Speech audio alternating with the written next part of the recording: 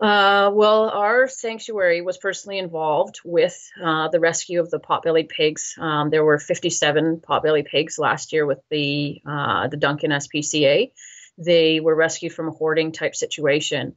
And we personally took in two pregnant mothers that we were going to foster for the SPCA. And in the end, they ended up having 10 babies. And given the SPCA's huge workload with trying to find homes for the many other pigs, we committed to the lifetime care to the dozen potbelly pigs that we had in our care. So we basically raised the money to spay and neuter them all for their food and for their lifetime care for the next, 10, 15 years kind of thing. And the pigs that we have are directly related to Molly. So it really hits home.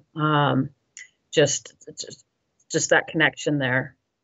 We were absolutely horrified, gutted, disgusted, and heartbroken. What a lot of people perhaps don't realize is there's countless hours that go into animal rescue work. A lot of basically thankless hours and volunteer work. And our only reward at the end of the day is just doing our best to find, the best homes possible for the animals. So it was just absolutely devastating to find out about Molly. We are primarily a sanctuary for rescued farm animals, and it's our mission to provide a forever home to the animals that come to us and educate the public about various animal welfare issues, as well as just the cruelty that happens routinely behind closed doors to farm animals. So we do not adopt out to the public. What happened to Molly is a very scary example of what can potentially happen to farm animals. When adopting out, not so much with dogs and cats, but with farm animals, there's a very high risk that they could potentially end up on someone's plate. So this is just too high of a risk and not something that we're willing to consider as a sanctuary. The fact that they're not willing to follow through with any kind of investigation or potentially civil charges based on fraud is truly disheartening.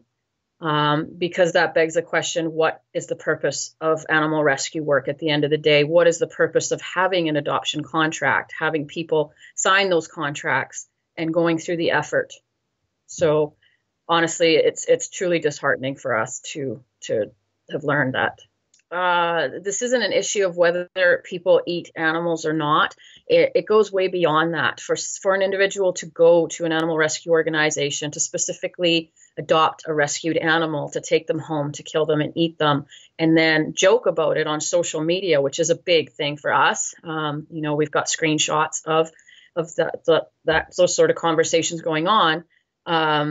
It's just especially upsetting, and it makes you wonder, who's next? Could this potentially happen to another animal? Basically all rescue organizations, as well as the public, should be warned about this. Anybody looking to rehome animals and so on. The fact that somebody went through the effort to actually go to a rescue to do something like this, it's especially evil. It's just a whole nother level of just something more sinister is basically what we take away from this.